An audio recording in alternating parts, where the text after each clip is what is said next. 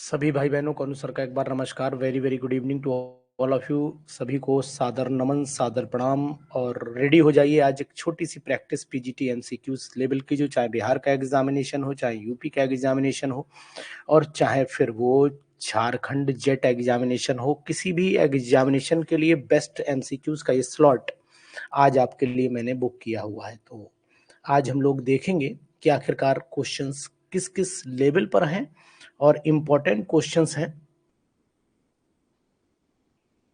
चूहा दिख रहा है, अरे वाह चलिए रविकांत जी, आज चूहा देखिए आप पहले। चलिए देखिए, आपको क्वेश्चंस बहुत ही इंपॉर्टेंट दिखाऊंगा मैं आपको, चूहा बाद में देखिएगा आप। देखिए, ये क्वेश्चन का जो हमने स्लॉट आपको दिया हुआ है एरोमा केमिस्ट्री क्लासेस पर, ये बहुत ही इंपॉर्टेंट सीरीज है।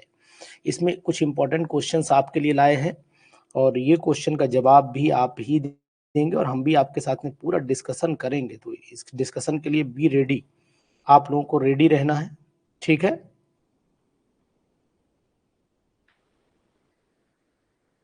चलिए,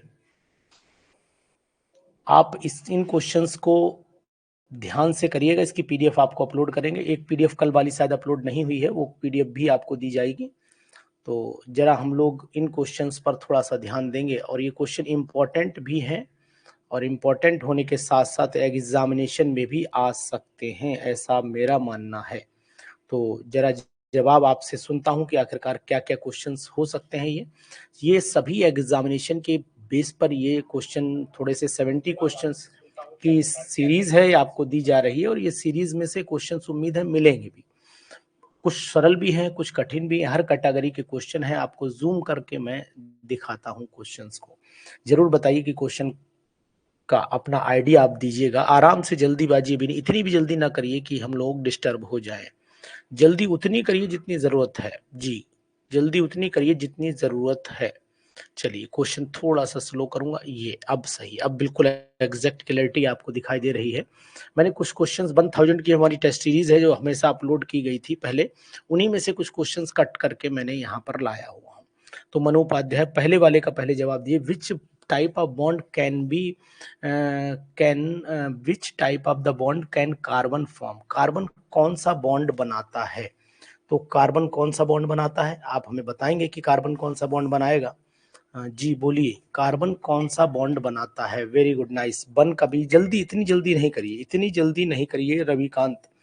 अर्चिता, अर्जिता सेकंड पे भी नहीं जाना है, पहले आप क्वेश्चन नंबर 1 का जवाब दीजिए।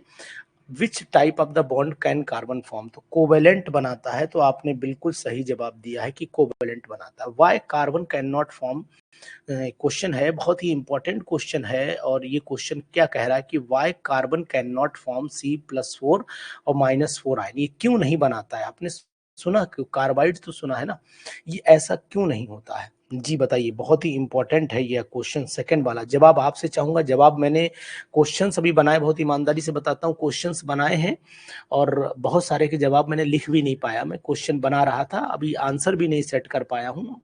और हो सकता है आधे आंसर आप लोगों से सेट कर लूं, आप बोलते जाओ, सही लगेगा नहीं तो मैं भी जवाब दूंगा। आपने 2 का C सभी लोग दे रहे हैं, देख लेते हैं। Why carbon can not form C+, actual में इसकी high ionisation enthalpy require high electron gain enthalpy, और साथ ही साथ हाई इलेक्ट्रॉन नेगेटिव। देखिए, हाई इलेक्ट्रॉन नेगेटिविटी तो इसकी है नहीं, हाई आयनेशन एंथैल्पी होने के कारण ये इलेक्ट्रॉन लॉस नहीं कर सकता है, और हाई इलेक्ट्रॉन गेन एंथैल्पी होने के कारण ये इलेक्ट्रॉन जो है वो गेन नहीं कर पाता। इसका मतलब दोनों ही, जो बीच में बेचारा बैठा हुआ है, मिडिल पे पहुंच जाता है, जहां से वेरिएशन शुरू हो जाता है। तो it means you are 100% right, second वाले का जो जवाब है वो सी होना ही चाहिए। इज इट क्लियर, बिल्कुल सही चल रहा है मनु। हरिओम, हरिओम आप कौन से बैच में हैं, हरिओम आप कौन से बैच में हैं, ये बहुत ही इंपॉर्टेंट क्वेश्चन है। हरिओम जी, आप कौन से बैच में हैं, बताएंगे आप। चलिए ठीक है, शाबाश। उसके बाद क्वेश्चन नंबर 3 पर आइए, in which state carbon can show the tetravalency, tetravalency किस स्टेट में शो करता है कार्बन, कार्बन अपनी टेट्रावेलेंसी किस स्टेट में शो करता है, जी बताइएगा, बताइए किस स्टेट में शो करता है। ये एक्साइटेड स्टेट में शो करता है टेट्रावेलेंसी, या नॉर्मल ग्राउंड स्टेट में शो करता है। टेट्रावेलेंसी एक्साइटेड में करेगा या केवल ग्राउंड स्टेट में करेगा, ध्यान दीजिए, क्वेश्चन पर इंपॉर्टेंट है।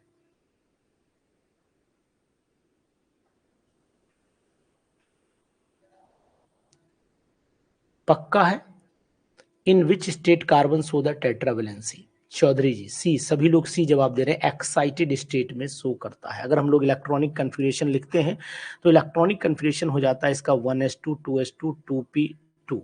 तो अगर हम लोग इसका बिल्कुल आपका जवाब का मैं एक्सप्लेनेशन कर रहा हूं, अगर कार्बन का एटॉमिक नंबर 6 आप जानते ही हैं, यहाँ 1s2 2s2 और 2p2 होता है, यहाँ पर आपका 2 इलेक्ट्रॉन हो गया और यहाँ पर आपका 2 इलेक्ट्रॉन ये हो गया। लेकिन अब इसको हम एक्साइट करेंगे तभी ये टेट्रावेलेंसी होगा, उससे पहले ये टेट्रावेलेंसी नहीं हो पाएगा। वेरी गुड, नाइस, ऐसे ही जवाब दीजिए, हमें भी अच्छा लगेगा। और दूसरी चीज आपको ये भी बताऊंगा कि इसी के साथ साथ एक अच्छे से क्वेश्चन का प्रैक्टिस बीच बीच में होती रहेगी। शायद आप मेरी इस बात से एग्री, पढ़ाई भी चल रही है और क्वेश्चन की प्रैक्टिस भी चल रही है। तो क्या ये लुबना ठीक है, गलत तो नहीं है? चौधरी जी, चंद्र प्रकाश चौधरी, अजय प्रताप, अंकिता, रजनी, हरिओम, रविकांत, अंजनी कुमार एंड अनमोल यादव, मनु, अनीता, अर्चिता, जो भी लोग भाई बहन हमारे इस ऐप पर लाइव हैं, और वो लाइव वाले लोग जरूर हमें ये बताएंगे क्या ये ठीक है ना कि कभी क्वेश्चंस हो जाए तो बीच में थोड़ी पढ़ाई हो जाए, चलती रहे यूं ही, तो इससे प्रैक्टिस बढ़िया हो जाएगी और जो है हमारे लगातार रिदम में भी क्वेश्चन रहेंगे, क्वेश्चन भी हमारे टच में बने रहेंगे, इससे में बेटर।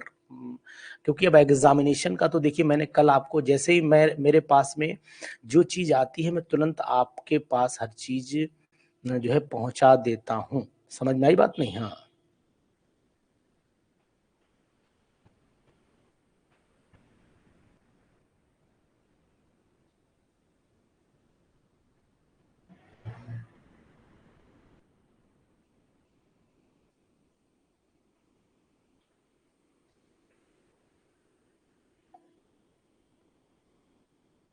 चलिए ठीक, very good.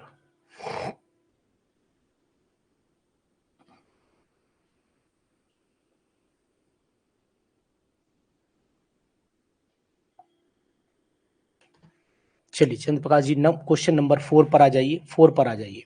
How many unpaired electrons are present in ground state? Ground state में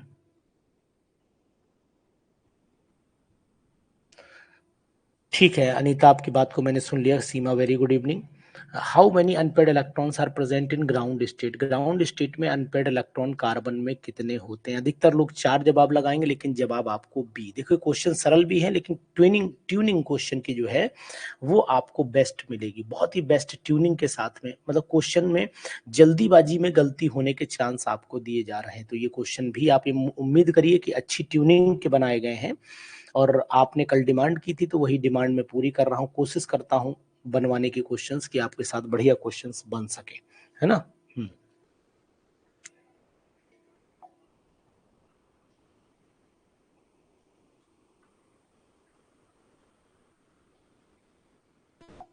चलिए उसके बाद क्वेश्चन नंबर 5 पर आ जाइए। How many unpaired electrons are present in excited state? यानी कि how many unpaired electrons are present in excited state, तो यहाँ पर 5 ये कार्बन की ही बात कर रहा है ना, प्रेजेंट इन एक्साइटेड स्टेट का मतलब कार्बन की ही बात कर रहा है, तो 4 अनपेड इलेक्ट्रॉन हो जाएंगे। दोनों क्वेश्चन बहुत ही आपस में जुड़ रहे हैं। Which molecule has the longest carbon chain? इसमें सबसे लंबी कार्बन चेन किसकी होगी?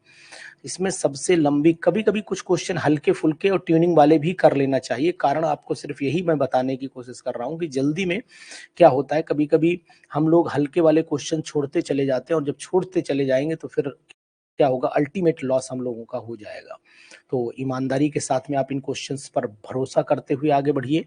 सबसे लंबी चेन नियोपेंटेन की, आइसोपेंटेन की और नियोहेक्सेन की होगी क्या एन पेंटेन की होगी? तो 7th वाले का सी भी बता रहे हैं कुछ लोग, 6 वाले का डी ही सभी ने बताया है, तो 6 वाले का डी ही एन पेंटेन होगा। Which molecule has the least carbon distance? जिसमें ट्रिपल बॉन्ड होना चाहिए, यहाँ पर ये कार्बन आपका 6 वाला जवाब हो जाएगा।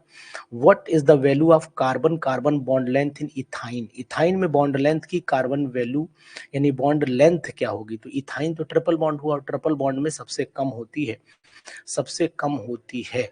तो आपको पता होना चाहिए सिंगल बॉन्ड में 154 पिकोमीटर होती है, डबल बॉन्ड में आपकी 131 कितनी 139 पिकोमीटर होती है, और इसके बाद ये आपकी 120 पिकोमीटर है। तो 8 वाले की 120 आएगी, और 134 पिकोमीटर जो है वो होगी 134 होगी डबल बॉन्ड में, और 139 बेंजीन में कितनी होती है? बेंजीन में 134 होती है ना, बेंजीन में कितनी होती है? बेंजीन में 134 होती है शायद। क्यों? बेंजीन में 134 होती है ना, वैसे यहाँ तो 120 है ही, कोई दिक्कत नहीं है। बेंजीन में 139 होती है Manu.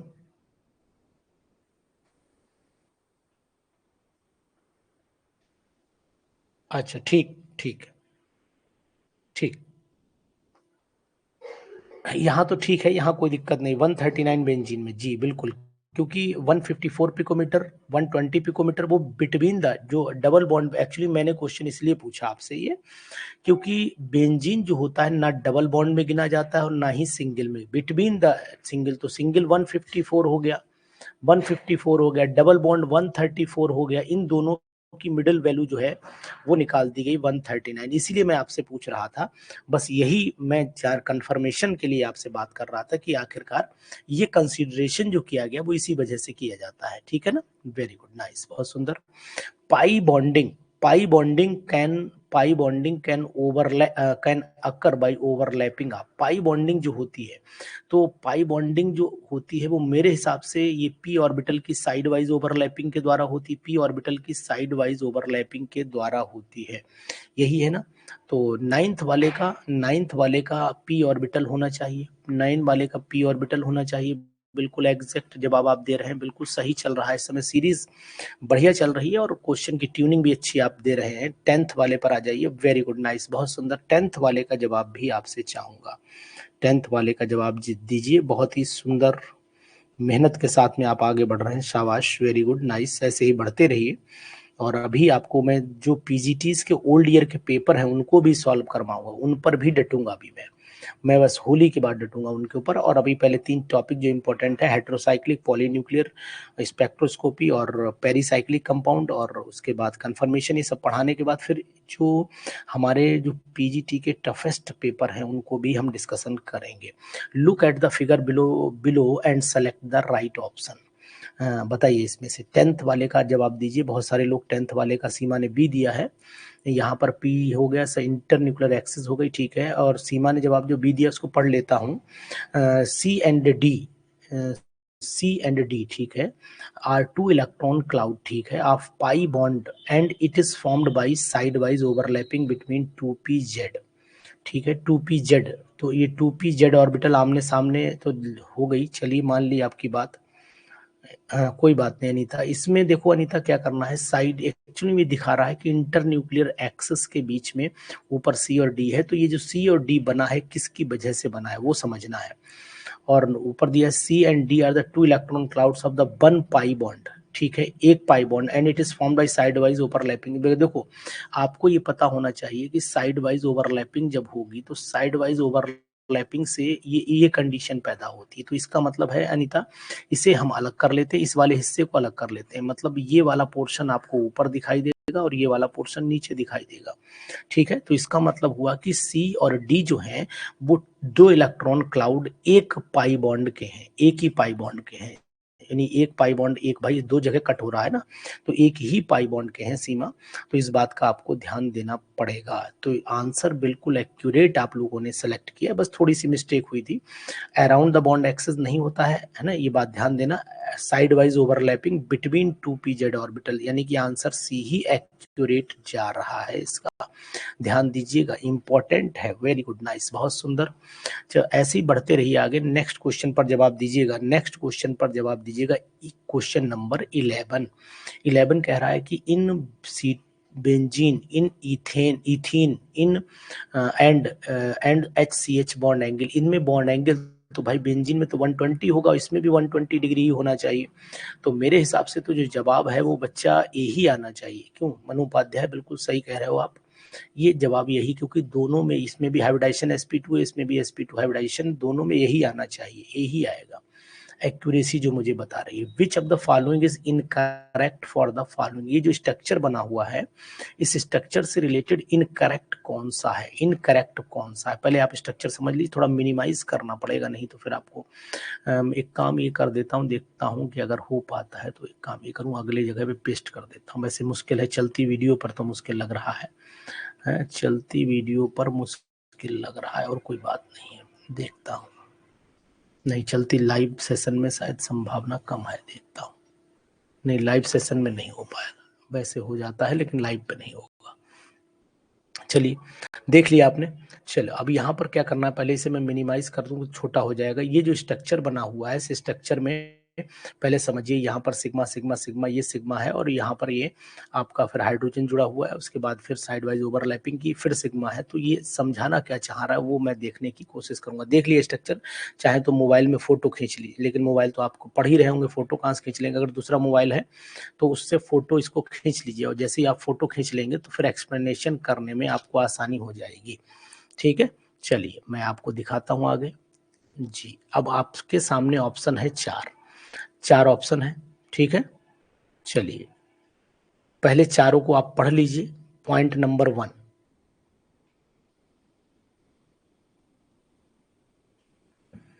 Carbon having CH3 bond in the molecule is sp3 hybridised. Carbon का जो, पढ़िए जरा ध्यान से, थोड़ा क्वेश्चन को देखना पड़ेगा। नीचे ABCD, ये थोड़ा सा गलत मिसप्रिंट हो गया, उसे छोड़ दीजिएगा। ABCD 2 3 4 ऐसे करके हो गया है, तो आप ध्यान दीजिएगा इनकरेक्ट कौन सा है। नीचे वाले ऑप्शन में देखिएगा इनकरेक्ट कौन सा पॉइंट है ना, ध्यान दीजिएगा। विच ऑफ द फॉलोइंग इनकरेक्ट कौन सा है, ये ध्यान देना। नीचे ऑप्शन में यहाँ जवाब दीजिएगा, वहां मत दे दीजिएगा जवाब, वहां ना जवाब दे दीजिएगा, कहीं समझो कि ऊपर वाला ठीक है। अब बताइए, स्ट्रक्चर को समझिए। इसमें स्ट्रक्चर में कह रहा है पहला, carbon having CH3 bond in the molecule is sp3 hybridised. ठीक है, ये सही sp3 hybridisation, and so sp3 hybrid orbital and used in sigma bond. तो इसका मतलब है कि sp3 हाइब्रिड ऑर्बिटल में सिग्मा बॉन्ड का यूज किया गया है। चलो, the 4 carbon hydrogen and 2 carbon carbon type bonds in the molecule. 12 का ये बता रही सीमा, अर्चिता भी ये बता रही गलत, रॉन्ग ढूंढना है, ये बात ध्यान दीजिए, रॉन्ग ढूंढना है, रॉन्ग ढूंढना है।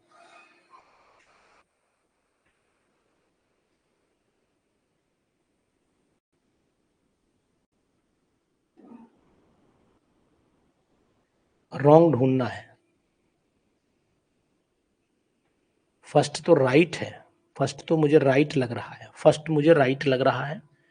नहीं, फर्स्ट राइट लग नहीं रहा, फर्स्ट राइट है। चेक करिए एक बार, सेकंड वाला चेक करिए। द 4 कार्बन, 4 कार्बन है, 4 carbon hydrogen, 4 carbon hydrogen bond है, दिख रहे हैं आपको कहीं पर? 4 कार्बन हाइड्रोजन दिख ही रहे, पहले लेफ्ट पे देख लीजिए, फिर राइट पर भी देख लीजिए, 4 मिलेंगे। और 2 carbon carbon bond are present, सही है बिल्कुल, ये भी सही है, ये भी सही है।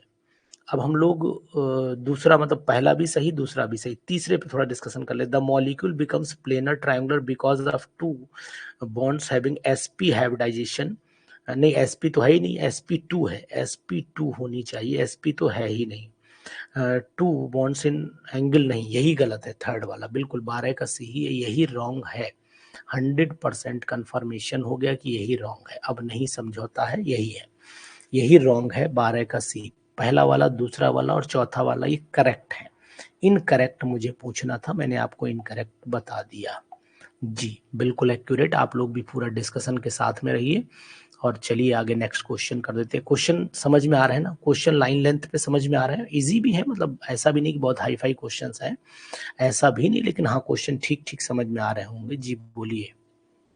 बहुत ही अच्छे क्वेश्चन हैं, मतलब इजी भी हैं और थोड़ी ट्यूनिंग भी दे रहे हैं क्वेश्चन। ऐसा नहीं कि मैं केवल कह दूं कि नहीं साहब बहुत कठिन है और ये है सर, वो नहीं है। चलिए, क्वेश्चन की ये पकड़ जो है थोड़ा सा गड़बड़ा जाएगी, अगर मैं देखता हूँ, जूम करके देखूँ अगर आ जाए तो। जी चलिए ठीक है। जी, क्वेश्चन नंबर 13 पर आइए। 13 क्या कहता है, क्वेश्चन नंबर 13 क्या कह रहा है, समझने की कोशिश करिएगा। जी बोलिए, देखे कुछ छुपा तो नहीं है? नहीं छुपा, नहीं, ठीक। 13 है, 3 मत समझिएगा उसे।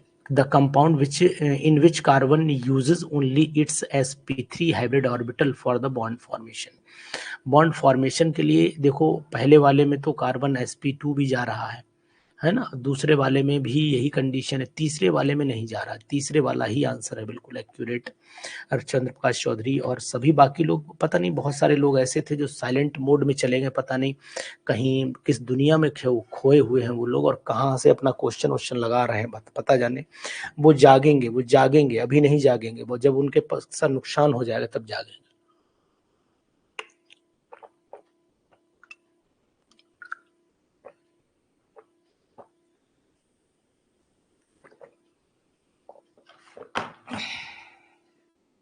तो 13 का सी हो गया। 14वां बताइए, 14वां।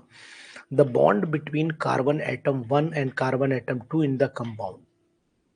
जो कंपाउंड आपको दिख रहा है इसमें कार्बन नंबर 1 कार्बन नंबर 2 पे जो कंपाउंड है इसमें हाइब्रिडाइजेशन कौन सी है, तो जरा चेक कर लेते हैं। यहाँ पर आ जाएगी आपकी ए ट्रिपल बॉन्ड होना चाहिए, सॉरी यहाँ ट्रिपल बॉन्ड होना चाहिए, और ये हो जाएगा आपका sp, ये हो जाएगा आपका 2 सिग्मा है, sp हो जाएगा। यहाँ पर भी आपका डबल बॉन्ड है, तो 1 2 3 सिग्मा है, यहाँ पर sp2 हो जाएगा, और यहाँ पर भी आपका sp2 हो जाएगा। तो सभी लोग सी पर टिक गए हैं, सी पर टिक गए हैं। sp और sp2 होना चाहिए, sp और sp2, यानी कि बिल्कुल एक्यूरेसी आपने दी है, शाबाश, very good. sp and sp2 होना चाहिए, ठीक। क्वेश्चन नंबर 15 पर आइए, क्वेश्चन नंबर 15, क्वेश्चन नंबर 15 पर चले आइए आप लोग, वेरी गुड, नाइस, बहुत सुंदर। क्वेश्चन नंबर 15 पर आइए, देखिए कितना अच्छा टेस्ट भी हो रहा है, क्वेश्चन भी चल रहे हैं।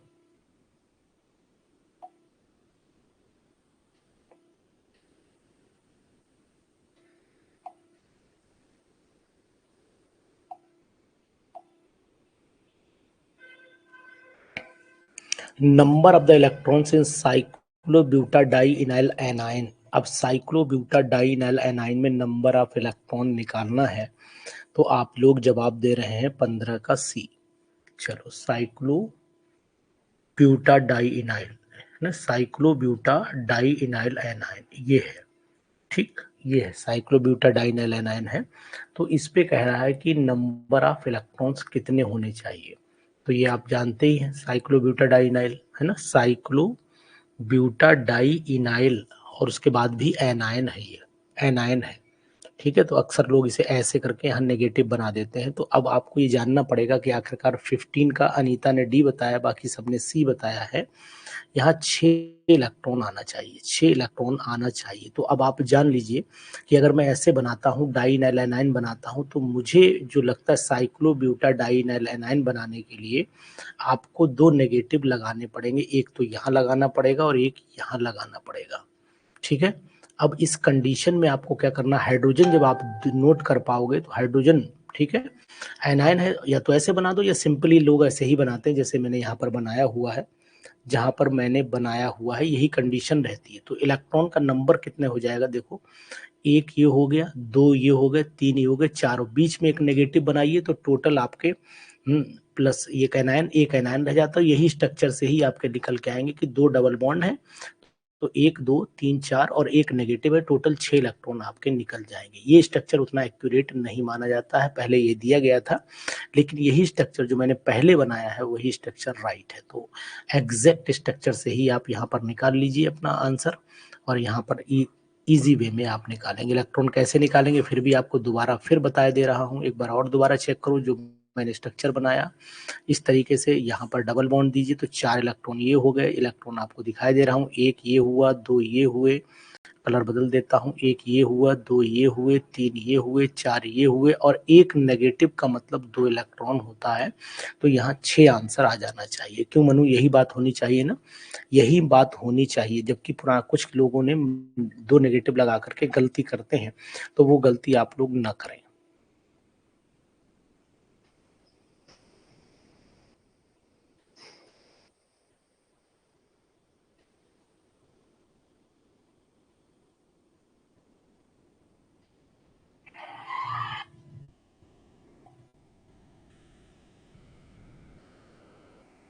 चलिए उसके बाद आ जाइए 16 पर आइए। Homolytic fission of the carbon carbon bond in ethane gives the intermediate in which carbon is. बताइए होमोलिटिक फिशन अगर होता है और इथेन में होता है तो फिर सिंपल सी बात है यही बनना चाहिए, और होमोलिटिक का मतलब फ्री रेडिकल का फॉर्मेशन हो जाएगा।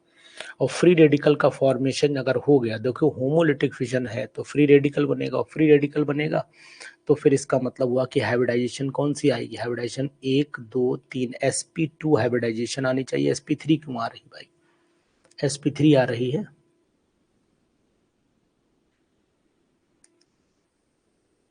फ्री रेडिकल बनेगा। फ्री रेडिकल में हाइब्रिडाइजेशन sp3 कहाँ होती है, sp2 होती है ना, चेक करिए एक बार आप लोग। फ्री रेडिकल बनेगा, और फ्री रेडिकल में हाइब्रिडाइजेशन क्या होती है बताइए आप लोग,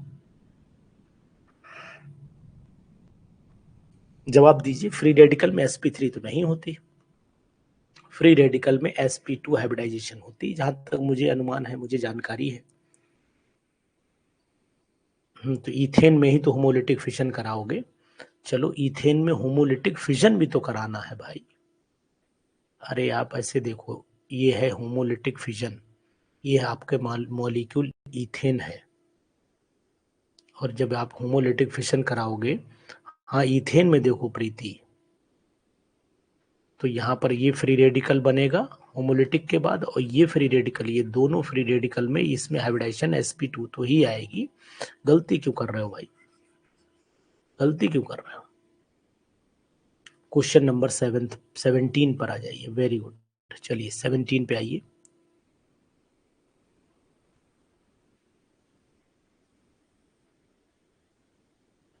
इंटरमीडिएट पूछा है, हाइब्रिडाइजेशन पूछिए, वही दिमाग लगाइए बस, और कुछ ज्यादा एक्स्ट्रा दिमाग ना लगाइए, आप गड़बड़ा जाएंगे वरना क्वेश्चन। जी 17 वाला पढ़िए, 17 वाला पढ़िए। 17, a straight chain hydrocarbon has the molecular formula C8H10, the hybridisation for the, ये दे रखी है, लाइन से आपको बतानी है, तो sp3 ठीक है, फिर sp2, फिर sp2, फिर sp3, फिर sp2, फिर sp2, फिर sp, बिल्कुल 100% डी ऑप्शन ही होगा। डी ऑप्शन डबल रिपीट कर गया है, D option, D option repeat कर गया, 2 बार आ गया है, तो डी इसी को मान लीजिए डी। और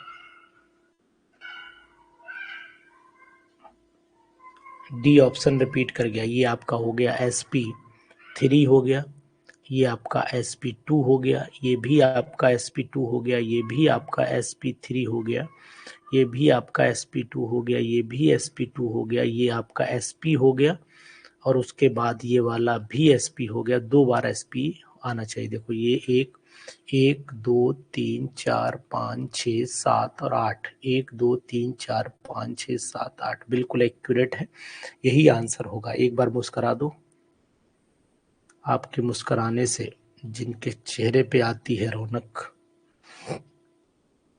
चलिए ये हो गया आपका 18वां क्वेश्चन आपके सामने, बहुत सुंदर। क्वेश्चन नंबर 18 का जवाब आप देंगे। क्वेश्चन नंबर 18 जी, जवाब दीजिए, 18 का जवाब दीजिए। The enolic form of the acetone, enolic form acetone की तो जानते ही हो ना, इनोलिक फॉर्म ऑफ एसीटोन यही तो होगी, इनोलिक फॉर्म ऑफ एसीटोन यही होनी चाहिए। ये हो गई आपकी इनोलिक फॉर्म ऑफ एसीटोन में कितने होंगे, 3 1 4 5 6 7 8 9 सिग्मा बॉन्ड होना चाहिए, 9 सिग्मा बॉन्ड होना चाहिए। पाई बॉन्ड केवल एक ही है, ठीक है, 2 लोन पेयर बचने चाहिए, तो ऑक्सीजन पर 2 लोन पेयर बचेंगे। 18 में 9 सिग्मा होंगे, एक जो है वो पाई होगा, और 2 लोन पेयर होंगे, 2 लोन पेयर भी होंगे। ऑक्सीजन पर चेक करिए, लोन पेयर 2 बचेंगे, आंसर बी होना चाहिए, बी। 9 सिग्मा बॉन्ड होंगे, एक पाई बॉन्ड होगा, 2 लप्पू होंगे इसके अंदर, 2 लप्पू होंगे।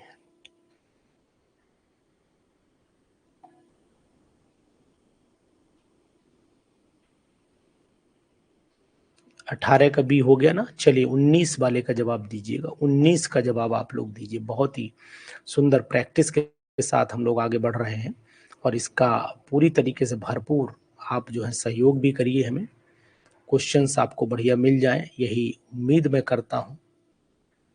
लोन पेयर को मैं लप्पू बोलता हूँ, बॉन्ड पेयर को बप्पू बोलता हूँ, ठीक है अनीता। दो चीजें होती हैं, एक मॉलिक्यूल में लप्पू होता है, एक बप्पू होता है, तब बनता है molecule.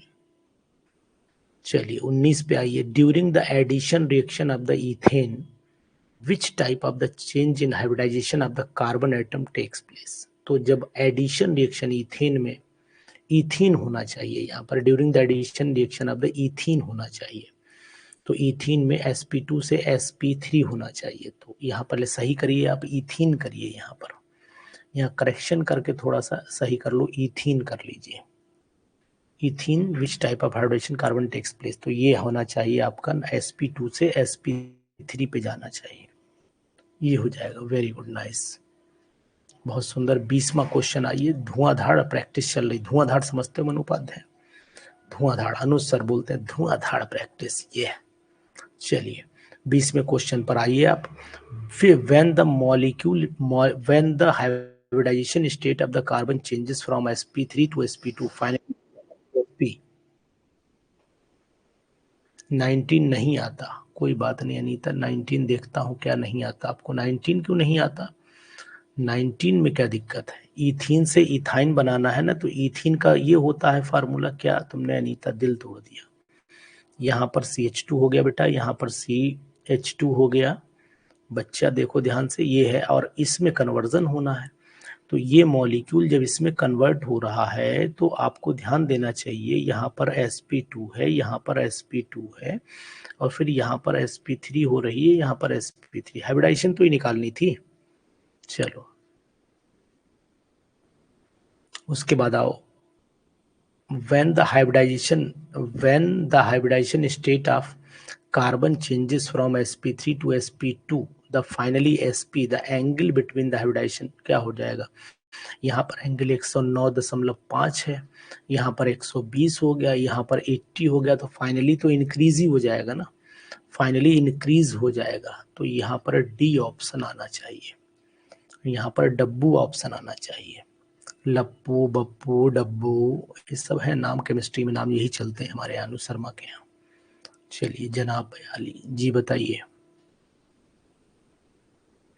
Match the column, match the column पर चले आइए। More than one option in the column second में be match with single option in the column first. एक से ज्यादा भी मैच कर सकते हैं। Match the hybridisation state of below listed carbon atoms, बहुत ही इंपॉर्टेंट क्वेश्चन है। देखिए कॉलम फर्स्ट में कार्बन 1 2 3 4 5 दे रखे हैं। कार्बन 1 2 3, कार्बन का नंबर पहले आपको देना पड़ेगा, पहले यहाँ पर आपको नंबरिंग करनी पड़ेगी। नंबरिंग में एग्जैक्ट यहाँ पर दोबारा बनाता हूँ, नहीं तो कंफ्यूजन क्रिएट होगा। CH2 double bond C, double bond CH, single bond CH2, ठीक है, सिंगल बॉन्ड यहाँ आ जाएगा CH, डबल बॉन्ड यहाँ पर भी CH। पहले मैं चेक कर लूँ क्योंकि यहाँ थोड़ा दिक्कत लग रही है। बैलेंस शीट देखते रहिएगा आप लोग। एक बार सिंगल बॉन्ड आ जाएगा आपका CH2 और NH2। तो अब आप, मैं चेक करता हूँ, कार्बन 6 है, 1 2 3 4 5 6, ज़्यादा हो गया कार्बन, कार्बन ज़्यादा हो गया। इसका मतलब है 1 2 3 4 5 6, एक कार्बन इसमें बढ़ रहा है, तो यही वाला कार्बन गड़बड़ डिस्टर्ब कर गया है, तो इसे सेट करो। पहले कार्बन 6 ही बनाने पड़ेंगे फाइनली आपको। तो मैं एक काम करता हूँ, अब देखता हूँ क्या कंडीशन बनती है। 1 2 3 4 5 हो गया, तो इसका मतलब यहाँ पर मैं CH डबल बॉन्ड CH2 ही लेना पड़ेगा, क्योंकि आगे CH2 है, तो यहाँ पर सिंगल बॉन्ड ये लेना पड़ेगा। तो 1 2 3 4 5 6, अब ये कंडीशन आनी चाहिए। देखते हैं, मिलाते हैं, अगर नहीं मिलेगी, अगर बीच में ट्रिपल बॉन्ड डालना पड़ गया तो हो सकता है, अगर यहाँ पर क्वेश्चन प्रिंटिंग में कुछ हुआ है। चलिए पहले कार्बन पे देखते हैं। पहले कार्बन पर हाइब्रिडाइजेशन आपकी sp3 आ रही है, तो C1 का R होना चाहिए, A का R होना चाहिए, ठीक है, A का R होना चाहिए। तो यहाँ पर मैं A का R मिला देता हूँ, ये A का R मिलाता हूँ, मिलाइए, हम भी मिला रहे हैं। A का R हो गया। कार्बन नंबर 2 में, कार्बन नंबर 2 में B हो गया, B का भी A का R और B का भी R होना चाहिए, अगर इस हिसाब से है तो। चलिए अगर मान लीजिए मैं A ऑप्शन सही मान लेता हूँ थोड़ी देर के लिए, तो फिर यहाँ पर दिया है, चेक करिए, ट्रिपल बॉन्ड होगा, sp है ऑप्शन में, sp है ऑप्शन में। चलिए ठीक है, तो इसका मतलब ट्रिपल बॉन्ड लगा देता हूँ यहाँ पर, ट्रिपल बॉन्ड लगाऊं तो कार्बन का नंबर भी बढ़ रहा है ना, 1 2 3 4 5 6 7 कार्बन आ रहा है। चलो देखता हूं, अगर मान लो ट्रिपल बॉन्ड में लगा देता हूं थोड़ी देर के लिए, आपकी 6 कार्बन तक ही ले लेता हूं, मान लीजिए आपकी बात मनु आपकी बात मान करके अगर मैं ट्रिपल बॉन्ड लगा देता हूं तो देखो 1 2 3 4 5 6, तो यानी कार्बन नंबर 1 पर जो है वो आपको मिल रही है sp3, कार्बन नंबर 2 पर मिल रही है आपको sp2, sp कार्बन नंबर 2 पर sp2 मिल रही है, यानी C2 पर sp मिल रही है, ठीक है। कार्बन नंबर 2 पर आपको ये मिल रही है, वेरी गुड, चलो मिल गया। और कार्बन नंबर 5 पे देखो, 5 पर मिल रही है sp2, तो 5 पर sp2 मिल रही है, ठीक है। तो कार्बन नंबर 5 पर मिल रही है sp2, क्योंकि ये यहाँ पर C नंबर C5 हो गया। और कार्बन नंबर 6 पर भी आपकी sp2 ही मिल रही है, तो कार्बन नंबर 6 पर ही के sp2 मिल रही, तो P दिया हुआ, ठीक नहीं मिल रही है। कार्बन नंबर 6 अगर मैं मानता हूं, 5 और 1 6, इसे छठा कार्बन मान ले रहा हूं, तो 1 2 sp हो रही, P मिल रहा है, ठीक है, ए ही ऑप्शन आएगा।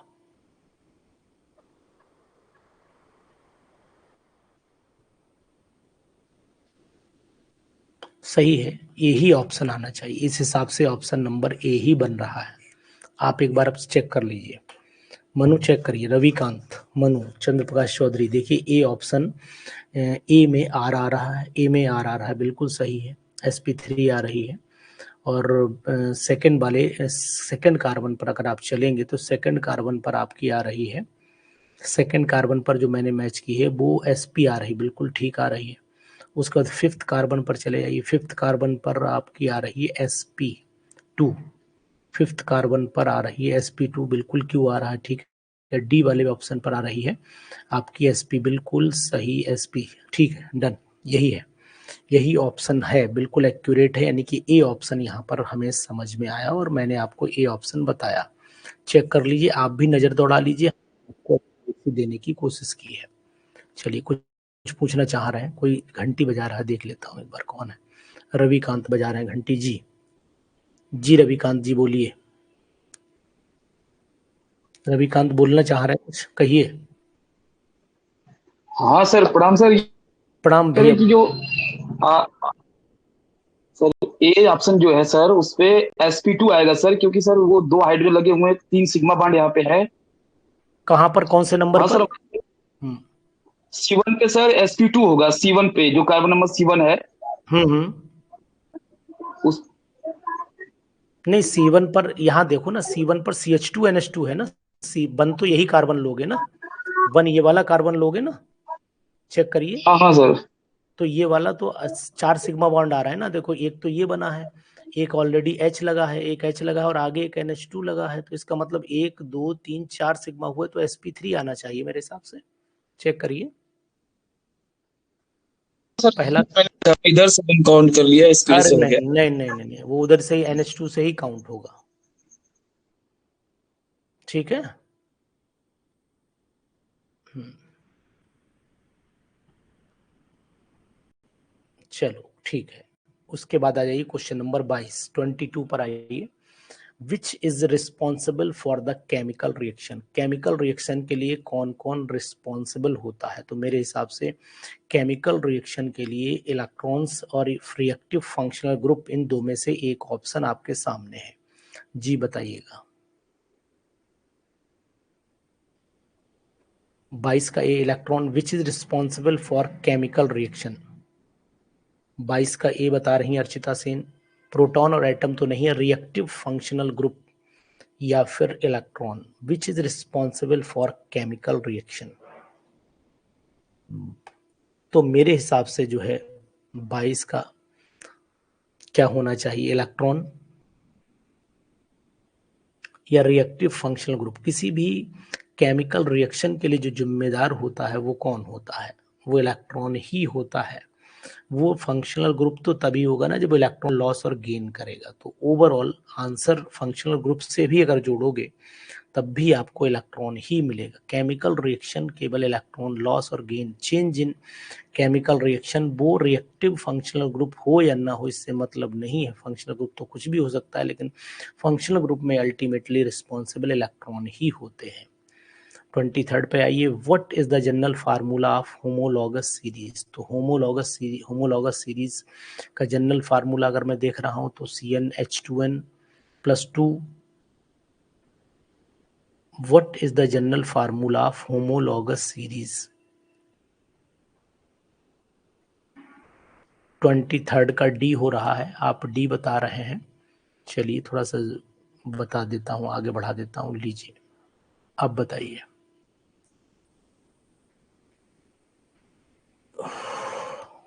ट्वेंटी थर्ड का डी भी बता रहे हैं, 23rd का अनमोल भी बता रहे हैं। होमोलॉगस सीरीज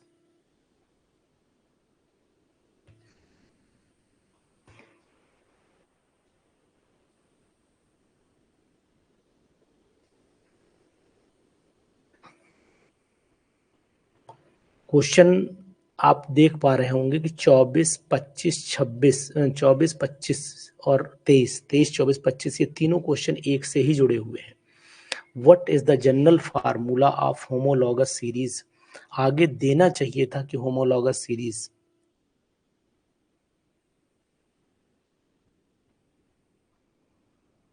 ठीक है, CH2 यूनिट चलती है होमोलॉगस सीरीज में, बिल्कुल मनु आप ठीक कह रहे हैं, CH2 यूनिट चलती है, वही होमोलॉगस सीरीज में है। तो आंसर मनु क्या होना चाहिए।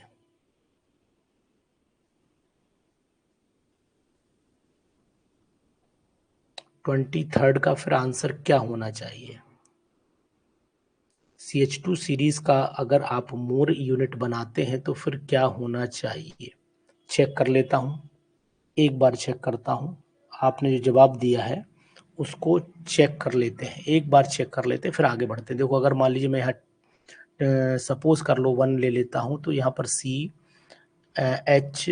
CH हो गया आपका, ये C2 ले लो, चलो C2 हो गया, और 2 दूनी 4, 2 6 हो गया, और एक H हो गया, तो यहाँ पर 7 हो गया। अब CH3 single bond CH2 single bond CH2, तो 2 दूनी 4 और 3 7, बिल्कुल सही कह रहे हैं आप, डी ही होना चाहिए। बिल्कुल एक एक्स्ट्रा होनी चाहिए CH2, तो वो अगर मैं 2 लेकर के चलता हूँ, पर्टिकुलर नहीं दिया है सीरीज का, कॉमन दिया है। कॉमन होमोलॉगस का मतलब हुआ, वैसे अगर मान लो एल्कीन होती वो तो एक अलग बात थी, लेकिन यहाँ पर कॉमन दिया हुआ है तो कॉमन के हिसाब से तो फिर आंसर डी ही होना चाहिए। कॉमन के हिसाब से आप जोड़ लीजिए C7, अगर 2 कार्बन लेकर के आंसर निकालोगे तो फिर आंसर यही आएगा। 2 कार्बन लेकर के चेक करिए एक बार लोग ना, आंसर आ जाएगा। In homologous series what is the difference in AMU, atomic mass unit में क्या डिफरेंस चलेगा। तो एटॉमिक मास यूनिट में जो डिफरेंस आएगा फिर इसके हिसाब से एटॉमिक मास यूनिट में डिफरेंस CH2 का चलेगा 12 और 2 14, इसका 12 हो गया, और 2 ये जोड़ दीजिए 14 आ जाएगा। तो यहाँ पर 14 का डिफरेंस आना चाहिए, 14 का डिफरेंस आना चाहिए, तो ये बी होना चाहिए, बी। इसके बाद चले आइए क्वेश्चन नंबर नेक्स्ट पर। As number of the carbon atoms in homologous series increases then which of the following increases. तो मेरे हिसाब से इसकी डेंसिटी बढ़ती चली जाएगी, सॉल्युबिलिटी घटती चली जाएगी, बॉइलिंग मेल्टिंग पॉइंट बढ़ता चला जाएगा। तो ओवरऑल कहने की मीनिंग ये हो जा रहा है कि 25वें वाले क्वेश्चन का देखिए, as the number of carbon in homologous series increases then density, तो इसकी घटेगी, यानी कि मेल्टिंग बॉइलिंग पॉइंट बढ़ेगा, यानी ये तो बढ़ना है, ये भी बढ़ना है, और डेंसिटी भी बढ़ेगी, तो सॉल्युबिलिटी भी, वेट बढ़ रहा है तो बढ़ेगी। हाँ ठीक है, तो ऑल होना चाहिए, इसका मतलब यहाँ पर मैं ऑल लगाऊंगा। सही है, आपके आंसर भी जवाब सही है। बॉइलिंग पॉइंट मेल्टिंग पॉइंट भी बढ़ेगा, डेंसिटी भी बढ़ेगी, 100% भारी हो जाएगा, और नीचे की तरफ बैठेगा तो मतलब सॉल्युबिलिटी भी बढ़ती चली जाएगी। As the molecular weight increase, CH2 group बढ़ाओगे ना तो बढ़ेगी, इसका मतलब डी पर यहाँ पर ऑल आना चाहिए, 100% ऑल आना चाहिए। मेल्टिंग बॉइलिंग पॉइंट तो बढ़ना निश्चित है। थोड़ा डिस्कशन कर लीजिए। 25 वाले पर थोड़ा दिमाग लगा लीजिए। क्या 25 वाले पर आपको लग रहा है कि सॉल्युबिलिटी पर, मुझे भी डाउट थोड़ा सा लग रहा है कि सॉल्युबिलिटी जो है मॉलिक्यूलर वेट बढ़ने के साथ साथ में सॉल्युबिलिटी क्या होगी, घटेगी या बढ़ेगी? जी बोलिए। यहाँ पर आंसर ऑल में थोड़ा कंफ्यूजन मुझे भी लग रहा है, क्योंकि मेल्टिंग और बॉइलिंग पॉइंट एग्जैक्ट आना चाहिए यहाँ पर। ये तो 100% बढ़ना ही बढ़ना है, लेकिन इन दोनों पर डेंसिटी पर फर्क पड़ सकता है, क्योंकि डेंसिटी भी बढ़नी चाहिए। देखिए बताइए दोनों का आंसर, इसमें थोड़ा सा डाउट है। इस क्वेश्चन पर डाउट है, कंफ्यूजन मिटा करके मुझे आंसर सेंड करिएगा। 25 वाले क्वेश्चन पर सॉल्युबिलिटी डिक्रीज होना चाहिए आंसर, मतलब मुझे लग रहा है कि एग्जैक्ट आंसर फिर ए ही होना चाहिए, और कोई ऑप्शन बनता नहीं है। फिर ऑल वाला आंसर नहीं बनना चाहिए। चलिए फिर भी आप इसको जो है चेक करके मुझे कंफ्यूजन मिटा करके बताइएगा। 26 वाले पर आइए।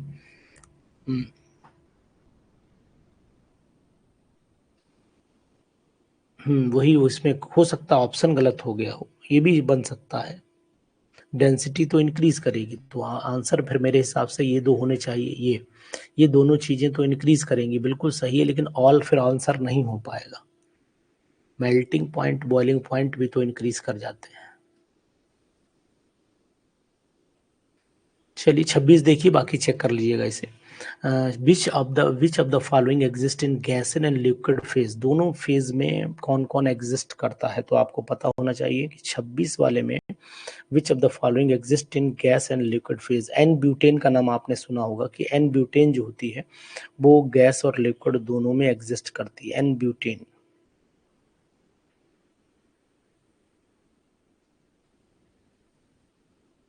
ठीक है, चलिए 27 पे आइए। Among the following which is not an example of the homologous series, इसमें से कौन होमोलॉगस सीरीज का एग्जाम्पल नहीं है?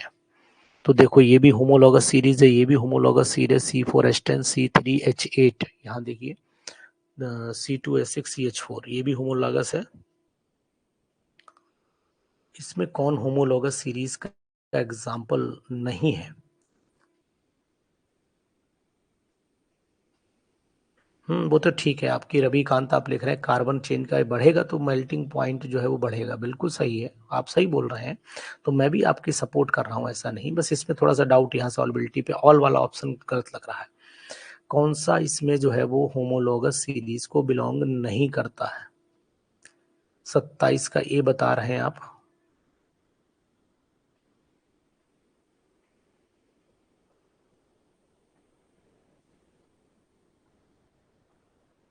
ये है, ये ऑप्शन होना चाहिए, डी। डी होगा। ये तो मिसप्रिंटिंग है, इस पे ना जाइए, यहाँ तो CH2 होगा। ये एस्टर है दोनों, ये दोनों एस्टर हैं, ये दोनों एस्टर हैं, और ये आपका एसिड है। यही होगा ना? बोलिए। ठीक कर रहे हैं आप क्वेश्चंस। 28, उसके बाद आइए 28 पर आइए। In the homologous series molecular mass same रहता है, स्ट्रक्चर फार्मूला सेम रहता है, जनरल फार्मूला सेम रहता है? मेरे हिसाब से जनरल फार्मूला सेम रहता है।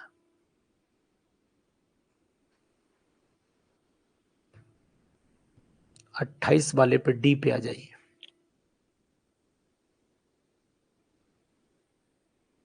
विच of the following is the first member of the ester homologous series? इसमें एस्टर होमोलॉगस सीरीज का पहला मेंबर मिथाइल मिथेनोएट होना चाहिए। मिथाइल मिथेनोएट यही पहला मेंबर हो सकता है, HCOOCH3, मिथाइल मिथेनोएट ये होना चाहिए, सी। 29 का सी होना चाहिए, Anmol. Which of the following is the triad of the homologous series? कौन ट्राइड है होमोलॉगस सीरीज का? ट्राइड मतलब 3 का ग्रुप है, और होमोलॉगस में आपका एल्कोहल आ गया, ठीक है, ये अमीन भी आ गए, ये डबल बॉन्ड और आगे भी चेक कर लेते हैं। ये है डबल बॉन्ड वाला ग्रुप, ये भी है डबल बॉन्ड, ये भी है, तो मुझे तो यहाँ पर सब दिखाई दे रहा है, कुछ गड़बड़ नहीं लग रहा है। विच of the following is a tried of the homologous series, 1 degree 2 degree amine. बताइए 30 का जवाब दीजिए। अल्कोहल पहला वाला भी होमोलॉगस सीरीज में है।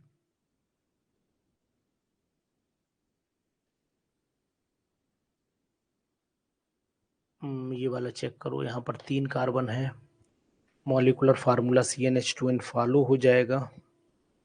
देखिए जरा, इसमें थोड़ा सा डाउट लग रहा है। विच of the following is the triad of homologous series?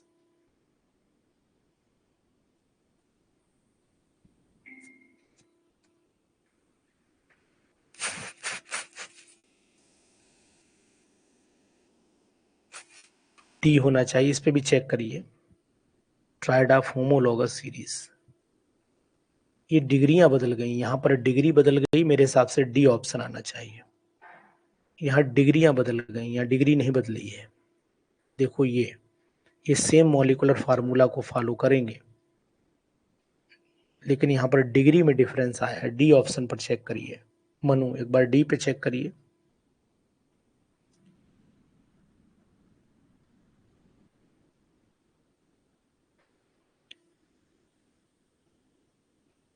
एक बार आप लोग डी पे जरूर चेक करिए। इसमें डिग्री बदल गई है, यहाँ पर आपका 3 डिग्री हो गया, यहाँ पर आपका 2 डिग्री हो गया, यहाँ 1 डिग्री हो गया, ये भी आपका 1 डिग्री हो गया, ये 2 डिग्री हो गया, ये 3 डिग्री हो गया।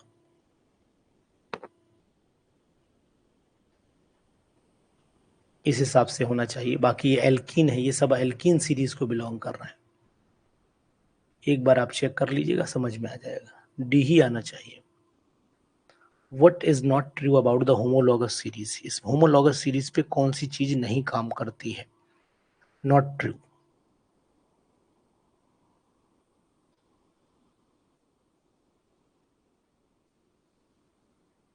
Adjacent members differ in molecular mass by 1.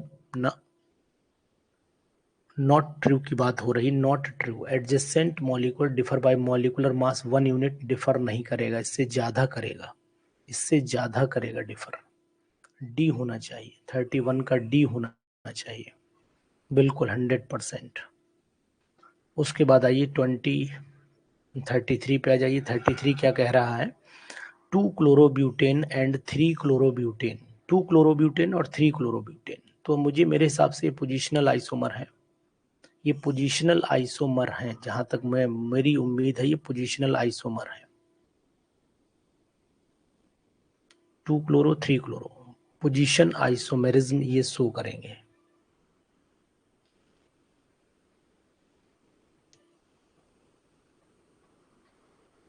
अच्छा 32 पे आई। Total possible isomer of the chain isomer molecular formula C5H12। C5H12 में होना चाहिए आपके 3 ऑप्शन ए होना चाहिए। ए, यहां पर ए होगा। आइडेंटिकल फिजिकल प्रॉपर्टीज, अच्छा मनु कह रहे हैं सर आइडेंटिकल फिजिकल प्रॉपर्टीज कैसे होंगी? बिल्कुल आपकी बात सही। देखिए मैं यहाँ पर कॉमन की बात कर रहा हूँ।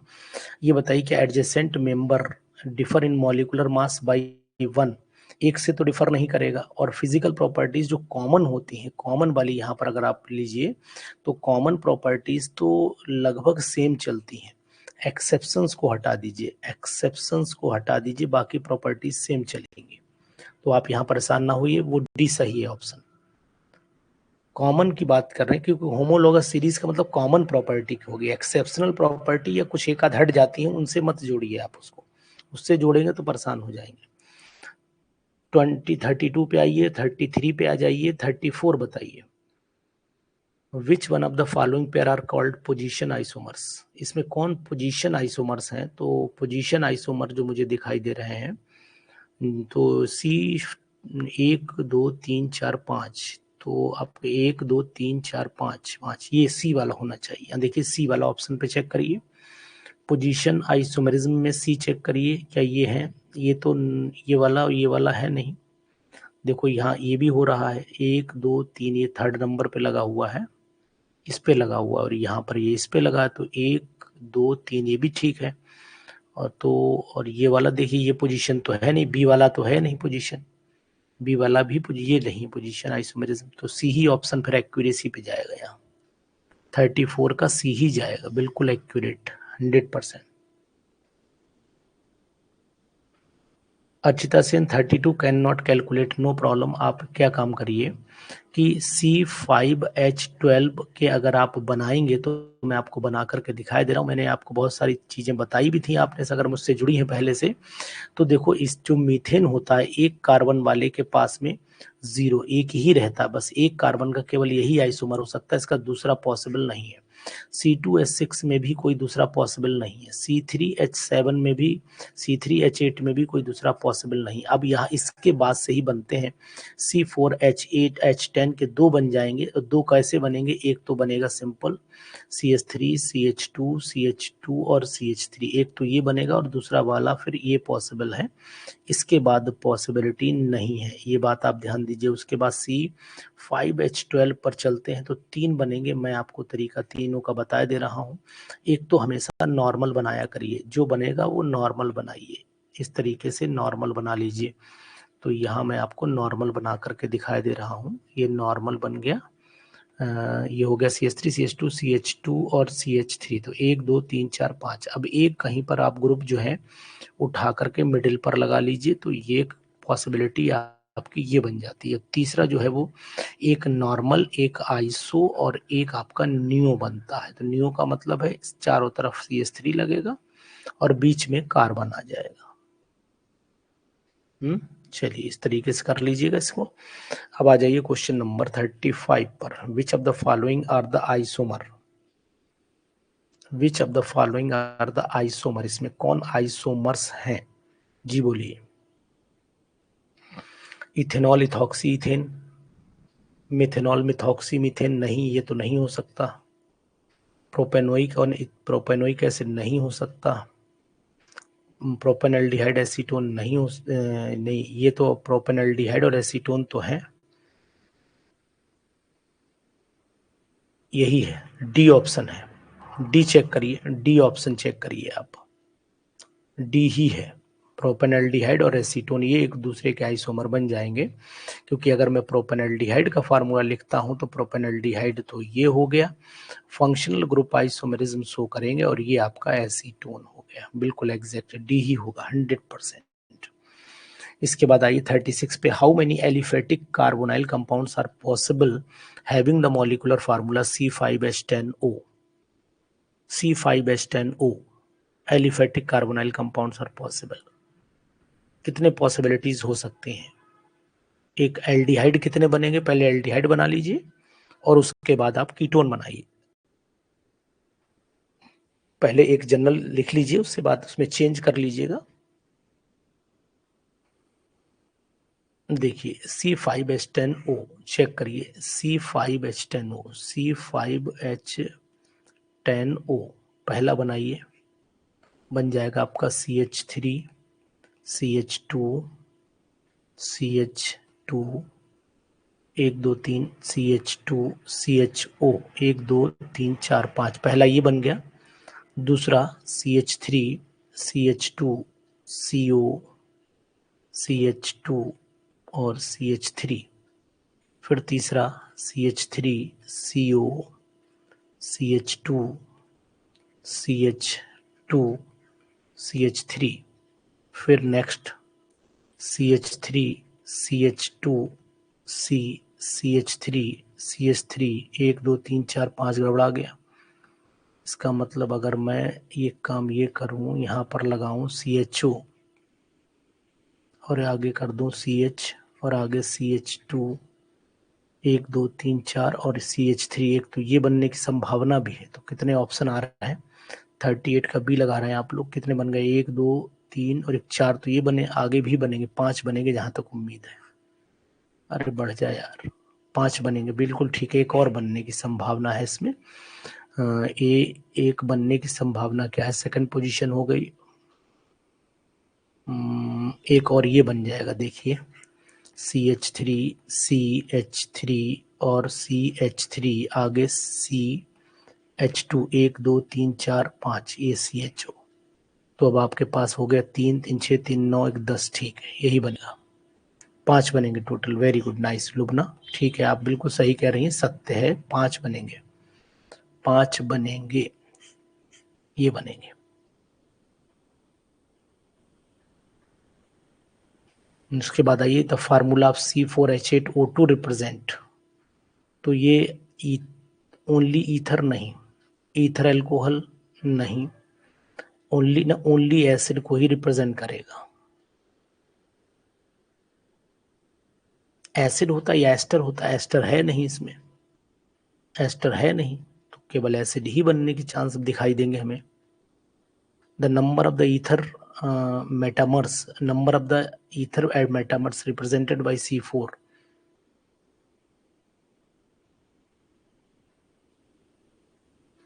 ईथर अल्कोहल दोनों नहीं होगा, 37 का ए ही होगा जी। 38 बताइए। C2H5O C2H5 बन गया, एक तो ये बना और दूसरा CH3 वाला बनेगा, तो टोटल आपके बन जाएंगे, एक वो बनेगा, 2 3, 3 बनने चाहिए। 38 वाला चेक करिए, 38 वाला पहला कंपाउंड तो आपका ये संभावित है C2H5O C2H5, दूसरा कंपाउंड संभावित है CH3O CH2 CH2 CH3, तीसरी संभावना नहीं है, सी पॉसिबिलिटी चेक करिए, सी।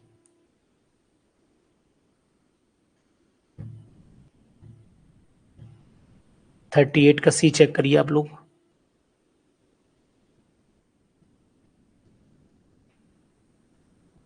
क्या 3 नहीं बन सकते? क्या ये कंपाउंड नहीं बन सकता है?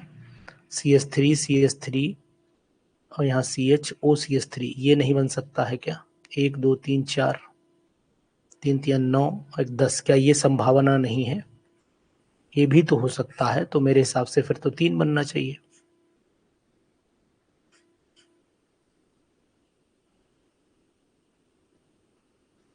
तीन बनना चाहिए, जय बोलिए। 38 का, फिर 38 का बी आना चाहिए, फिर तो 38 का बी ही आएगा।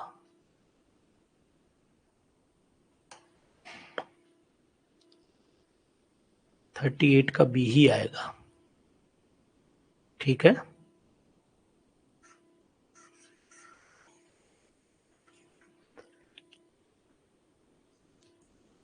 थर्टी नाइन पे आइए। The phenomena involving the migration of the proton to the, तो ये आपकी कहलाती है टॉटोमेरिज्म, ये आपकी कहलाती है टॉटोमेरिज्म।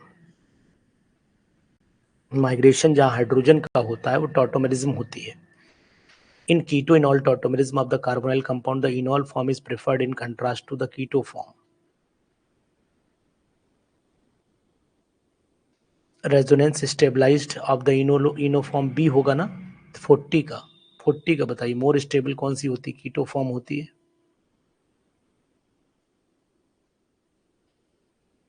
ये रेजोनेंस की वजह से ज्यादा प्रेफर की जाती है।